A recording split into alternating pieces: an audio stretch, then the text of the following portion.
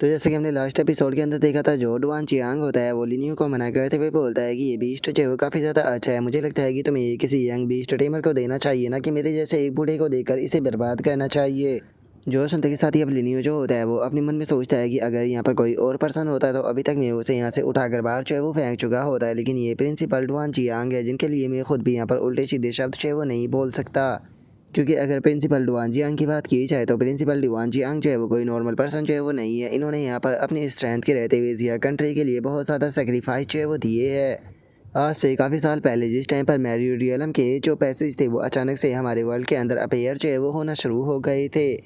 उस टाइम पर जो 6 के 6 नेशन थे उनके अंदर जो हमारा ग्रेट जिया नेशन था वो सबसे ज़्यादा कमज़ोर था, इसीलिए हमारा ग्रेट जिया नेशन जो था उस अटैक के कारण पूरी तरीके से जलने लगा, जिसका चारों तरफ तबाही ही तबाही थी। लेकिन ऐसे हाल में भी जो जिया नेशन था उसने बिल्कुल भी हार जो है वो नहीं मानी, और जो जिया नेशन था उसने यहाँ पर 5 जो डिफेंस लाइन थी उन्हें इस्टेब्लिश किया एलियन रेस बैटलफील्ड के लिए।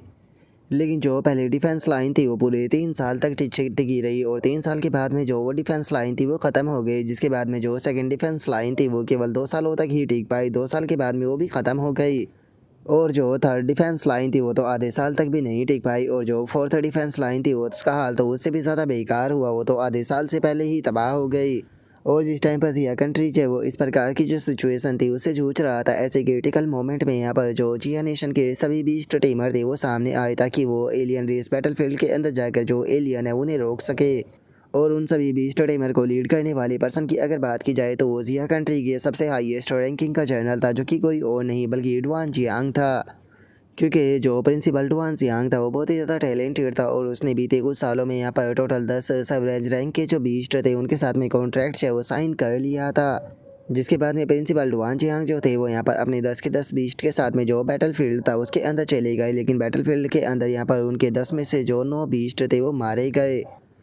और चूंकि यहाँ पर जो प्रिंसिपल डुआन चियांग थे उनके 9 के 9 बीस्ट जो वो मारे गए थे, इसीलिए बीस्ट टेमिंग कॉन्ट्रैक्ट होने के कारण यहाँ पर इसका जो इफेक्ट था वो इनके बीस्ट टेमिंग स्पेस के ऊपर भी पड़ा, और धीरे धीरे करके जो इनका बीस्ट टेमिंग स्पेस था वो भी टूटने लगा।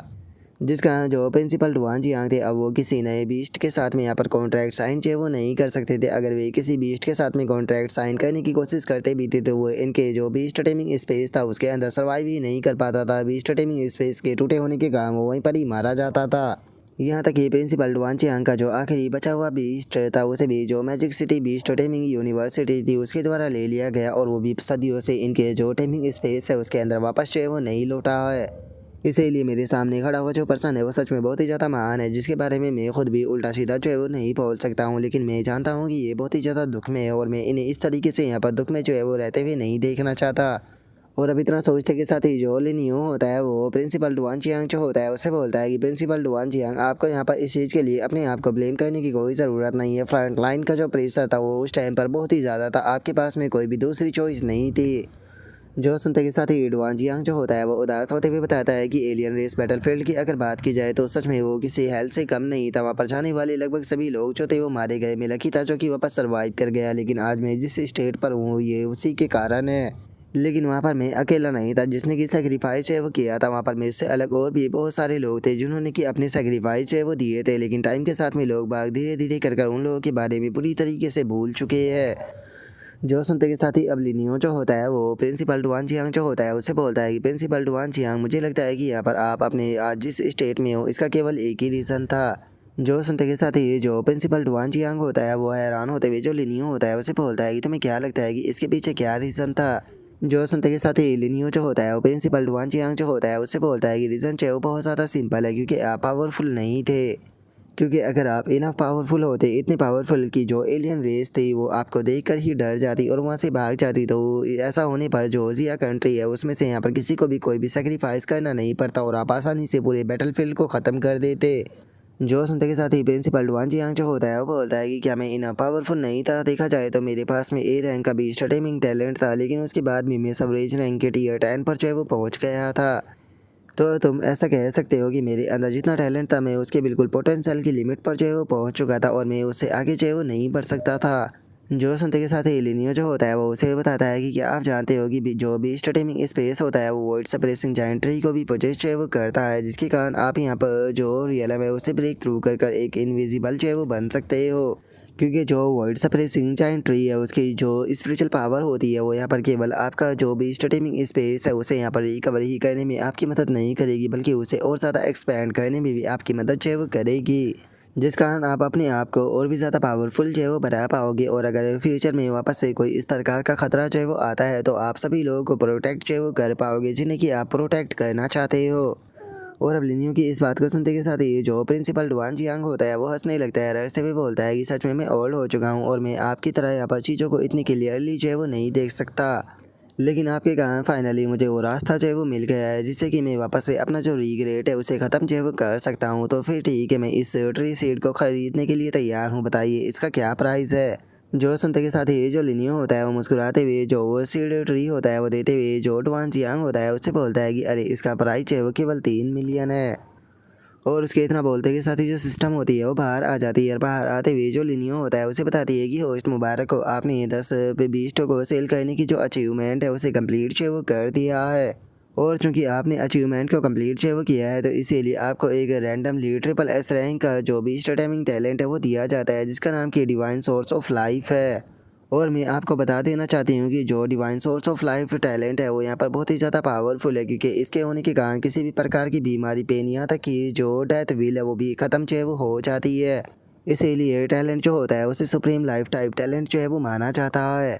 और अब सिस्टम के इतना बोलते के साथ ही प्रिंसिपल डुआन जियांग जो होता है वो लिनियो से बोलता है कि ठीक है, तो शॉप मैनेजर मैं यहाँ पर आपकी जो बात है उसे ही मानूंगा। मैं यहाँ पर पहले जो शीड है उसे यहाँ पर वर्ल्ड सप्रेसिंग जायंट ट्री के अंदर इन्वॉल्व करूँगा और उसके बाद मैं उसके साथ में कॉन्ट्रैक्ट साइन करूँगा। और अब इतना बोलते के साथ ही जो डुआन जियांग होता है वो आकर जो वो शीड होती है उसे वहाँ पर टेबल के ऊपर रख देता है, और अब टेबल के ऊपर रखने के बाद में उसके अंदर क्रिस्टल की जो पावर होती है उसे डालते भी उसे इवॉल्व करने लगता है। और अब उसके ऐसा करते के साथ ही हम देखते हैं कि जो वो शील्ड होती है उसके अंदर से बहुत ही ज़्यादा पावर जो होती है वो निकलना शुरू हो जाती है, जिसके बाद में हमारा व्यू जो होता है वो प्रिंसिपल डुआन जियांग का जो बीस्ट टाइमिंग स्पेस होता है उसके अंदर आ जाता है, जो कि बिल्कुल टूटी फूटी हालत में पड़ा होता है। और जो लिनियो होता है वो डुआन जियांग के साथ में वहाँ पर आ जाता है, और जो शील्ड होती है वो भी यहाँ पर आ जाती है। और तभी वो शील्ड जो होती है उसकी एनर्जी जो होती है वो टाइमिंग स्पेस की जो ज़मीन होती है उसके अंदर फैलने लगती है, और हम देखते हैं कि अब जो वो शील्ड होती है उसके अंदर से जड़ें निकल कर बाहर आने लगती है।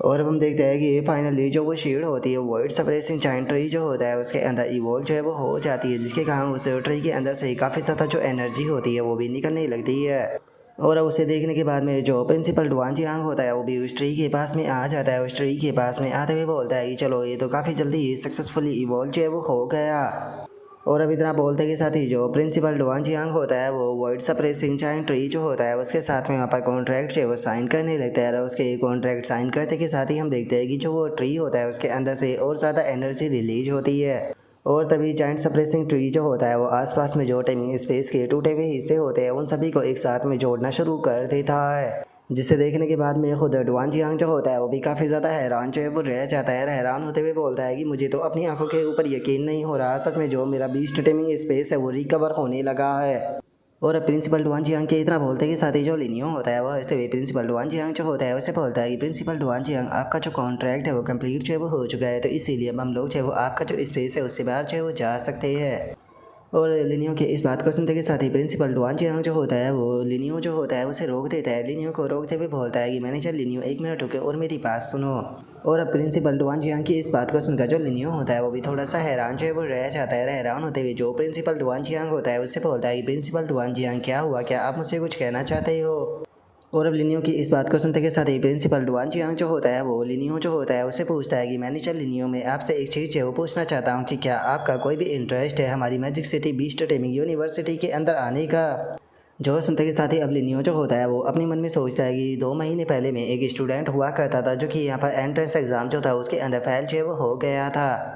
लेकिन मैंने कभी भी नहीं सोचा था कि जो स्टूडेंट यहाँ पर एग्ज़ाम में फेल हो गया था उसे खुद जो प्रिंसिपल है वो यूनिवर्सिटी के अंदर आने के लिए इनवाइट जो है वो करेंगे। और अब इतना सोचते के साथ ही जो लिनियो होता है वो जो प्रिंसिपल जो डुआन जियांग होता है उससे बोलता है कि मैं जानता हूँ कि आपकी मैजिक की यूनिवर्सिटी जो है वो सच में बहुत ही ज़्यादा खूबसूरत है, लेकिन उसके बाद भी मुझे मना कर देना, मैं इसके लिए मना करने वाला हूँ,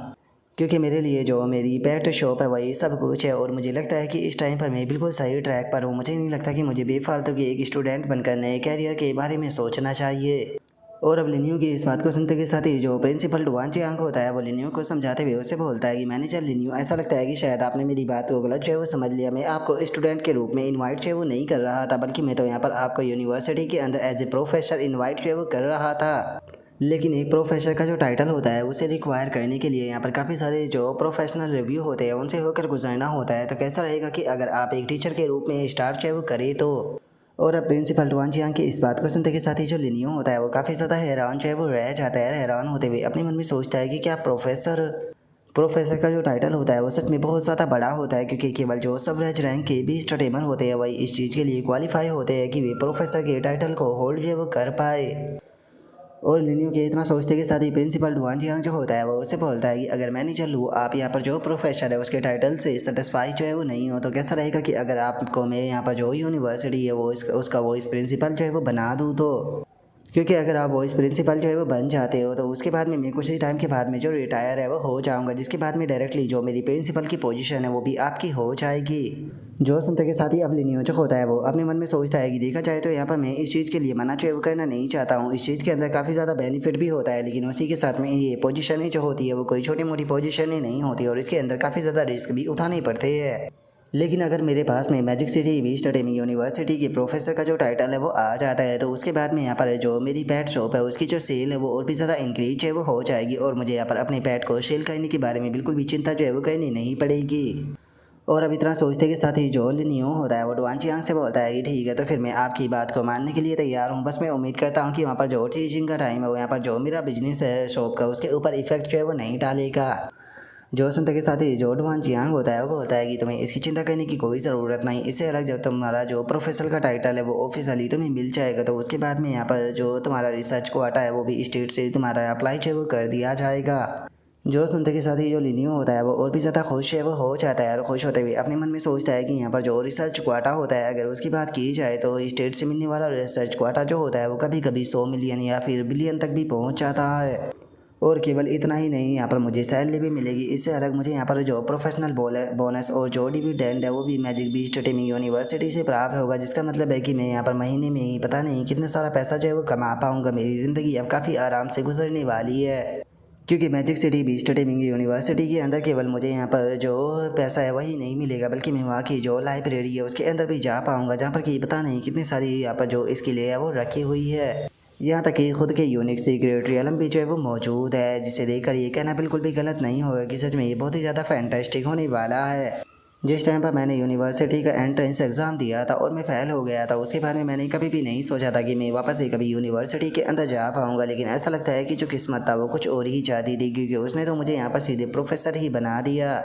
और अब लिनियो के इतना सोचते के साथ ही हमारा व्यू जो होता है वो magic city beast teeming university जो होती है उसके ऊपर जो है वो आ जाता है, जहाँ पर कि हम देखते हैं जो लियो चैन होती है वो आराम से एक जगह पर खड़ी होती है और वहाँ पर खड़े होकर बोलती है कि जो टीचर थे वो यहाँ पर जो शॉप मैनेजर था उसे देखने के लिए गए थे, पता नहीं उन दोनों के बीच की जो बातें हैं वो कैसी चल रही होगी। और अब इतना बोलते के साथ ही जो लियो चैन होती है उसका ध्यान जो होता है वो अचानक से कहीं पर चला जाता है, जिससे देखने के बाद में वो हैरान होते हुए बोलती है कि वो क्या है। और अब लियो चैन के इतना बोलते के साथ ही हम देखते हैं कि दूर दरवाजे पर से काफ़ी ज़्यादा लाइट जो होती है वो निकल रही होती है। और अब हम देखते हैं कि वहाँ पर जो वेडवान फैमिली के दोनों यंग मास्टर होते हैं वो मौजूद होते हैं, जिनमें से वाइट बालों वाला लड़का जो होता है वो गोल्डन बालों वाले लड़के से बोलता है कि बड़े भाई तुम ये क्या कर रहे हो। जो सुनते के साथ ही वो गोल्डन बालों वाला लड़का जो होता है वो अपनी जो एनर्जी होती है उसे एंड के अंदर डालते हुए उसे बोलता है कि क्या मैंने तुम्हें इस चीज़ के बारे में नहीं बताया था कि मैं यहाँ पर अपना जो टैलेंट ओरिजिन है उसे एंड क्वीन के साथ में फ्यूज है वो करने वाला हूँ। क्योंकि ऐसा कहने से यहाँ पर केवल मेरी ही यहाँ पर जो ग्रोथ स्पीड है वो इंक्रीज जो है वो नहीं होगी, बल्कि जो एंड क्वीन है उसकी जो ग्रोथ स्पीड है वो भी बहुत ही ज़्यादा इन्हांस जो है वो हो जाएगी। जो सुनते के साथ ही वो वाइट बालों वाला लड़का जो होता है वो उसे रोकते हुए उससे बोलता है कि लेकिन भाई आपको ऐसा नहीं करना चाहिए, क्योंकि अगर आपने अपना जो टैलेंट ओरिजिन है वो इसके साथ में ही यहाँ पर फ्यूज जो है वो कर दिया तो फ्यूचर में आप दूसरे बेस्ट पैट के साथ में यहाँ पर कॉन्ट्रैक्ट जो है वो नहीं कर पाओगे। और अगर किसी कारण से जो एंड क्वीन है वो मारी जाती है तो उसके बाद में तो आप एक बीस्ट टेमर भी नहीं रहोगे, क्योंकि आपका जो बीस्ट का टैलेंट है वो ख़त्म हो चुका होगा। जो सुनते के साथ ही जो गोल्डन बालों वाला लड़का होता है वो उसे बोलता है कि अगर जो एंड क्वीन है वो किसी दिन बैटल के दौरान चाहे वो मारी जाती है और मैं यहाँ पर एक बीस्ट टेमर भी नहीं रहता हूँ तो इससे क्या ही फ़र्क पड़ेगा।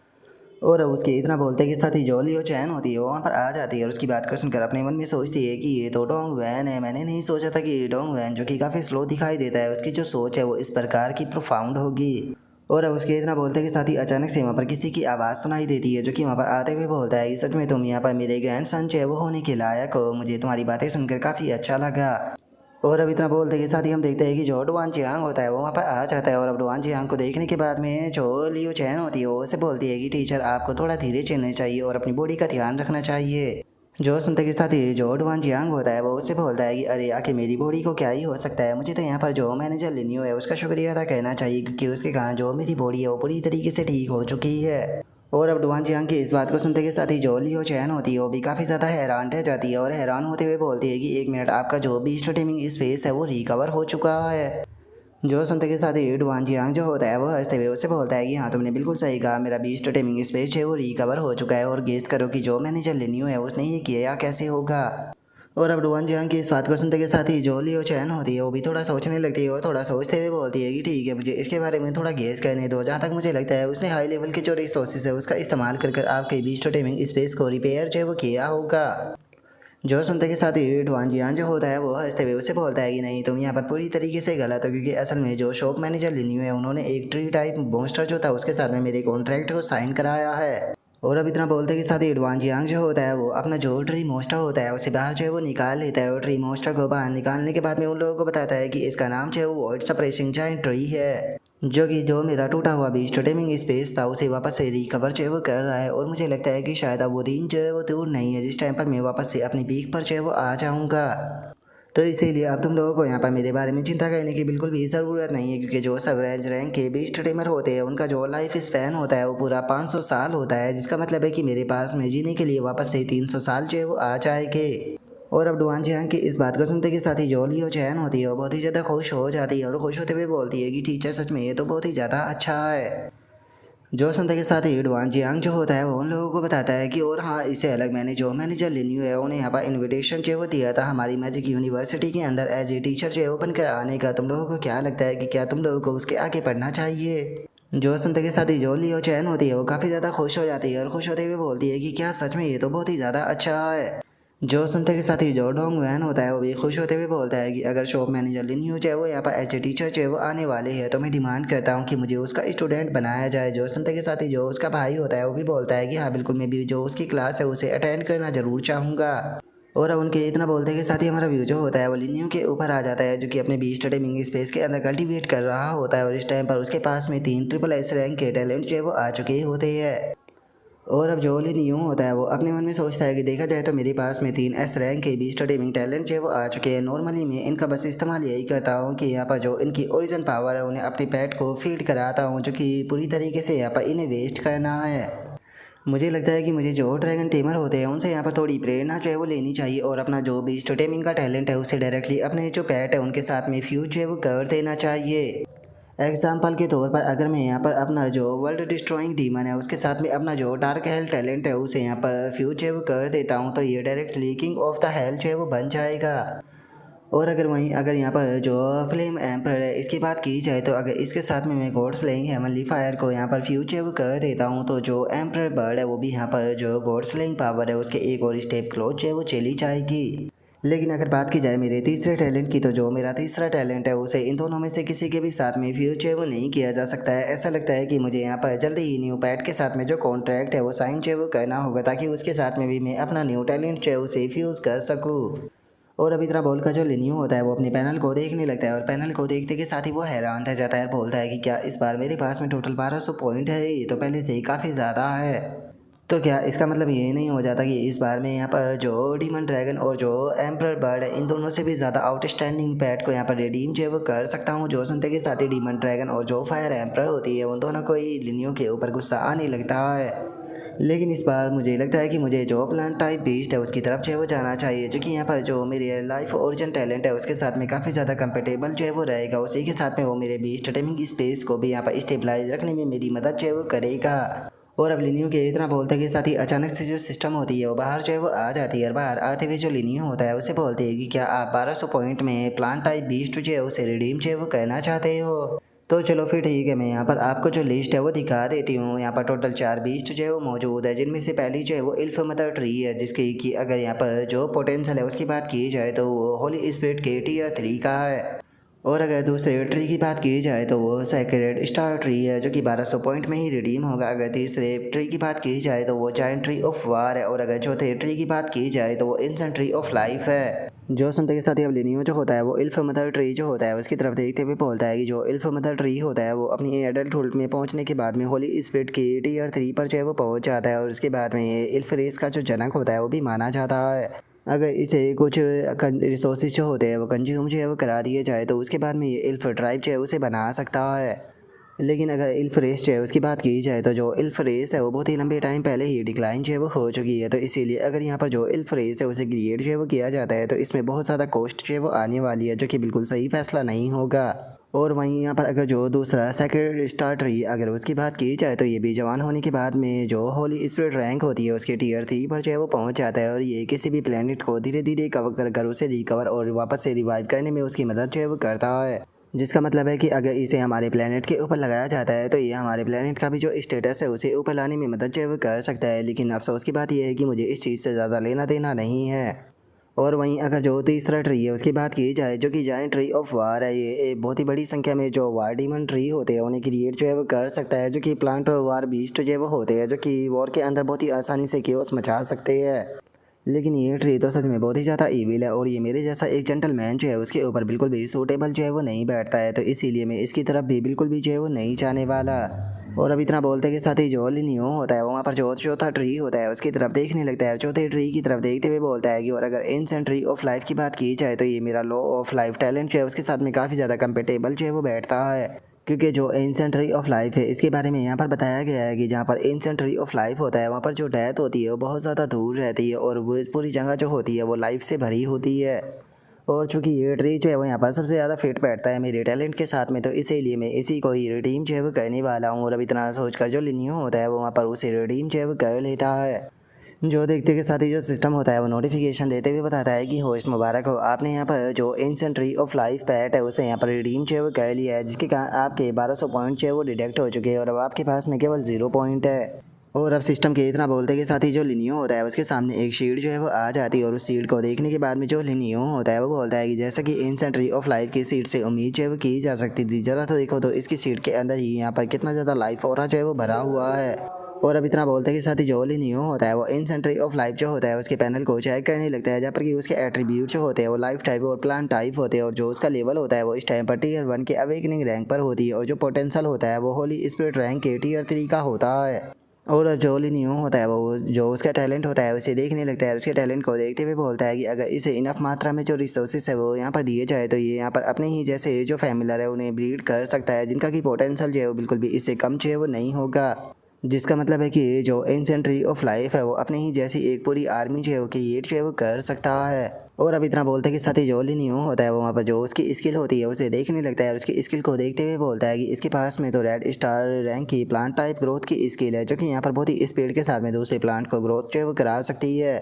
और इससे अलग अगर जो सिल्वर रैंक और गोल्ड रैंक के स्प्रेड फ्रूट होते हैं उनकी बात की जाए तो जिन्हें की ट्रेडिंग हाउस के अंदर सेल जो है वो किया जाता है, जिनकी कॉस्ट जो होती है वो कई हज़ारों में होती है। और अगर डायमंड रैंक की बात की जाए तो उनकी तो यहाँ पर प्राइस जो होता है वो कम से कम 10 मिलियन होता है। और यहाँ पर अगर जो ट्री है उसकी बात की जाए तो उसके पास में इस प्रकार की भी जो स्किल है वो मौजूद है, जो कि हर एक प्रकार के जो स्पिरिट फ्रूट है उन्हें उगा सकता है। सच में इस स्किल को देखकर ही तो यहाँ पर जो मेरा दिल है वो बहुत ही ज़्यादा खुश हो चुका है, क्योंकि मुझे अलग अलग प्रकार के जो फ्रूट है वो खाने के लिए मिलेंगे, जिन्हें कि केवल मैं खा ही नहीं सकता हूँ बल्कि बहुत ही अच्छे प्राइस पर सेल भी जो है वो कर सकता हूँ। और अब इतना बोलकर जो लिनियो होता है वो उस ट्री की एक और स्किल जो होती है उसे देखने लगता है, जिसका नाम कि लाइफ डोमेन होता है, जिसके अंदर की बताया जाता है कि जो इसका डोमेन होता है वो पूरी तरीके से लाइफ ऑरा से भरा होता है, जिसके अंदर की किसी भी प्रकार की इंजरी को हील किया जा सकता है। जो देखने के बाद में लिनियो जो होता है वो खुश होते हुए बोलता है कि क्या बात है, जो इसकी सेकंड हीलिंग स्किल है वो भी काफ़ी ज़्यादा अच्छी है, क्योंकि इसके अंदर यहाँ पर जो इंजरी है उसे हील किया जा सकता है, जो कि काफ़ी यूज़फुल रहने वाली है। और इतना बोलकर अब लिनियो जो होता है वो उसकी तीसरी स्किल को देखने लगता है, जिसके अंदर की बताया जाता है कि जो एंशिएंट ट्री है वो अपनी प्रोजेक्शन को बना सकता है और जो एंशिएंट ट्री का प्रोजेक्शन होता है वो एंशिएंट ट्री से अलग होकर बाहर के वर्ल्ड में जो है वो जा सकता है और जो उसकी स्ट्रेंथ होती है वो मैन बॉडी के ही जितनी होती है।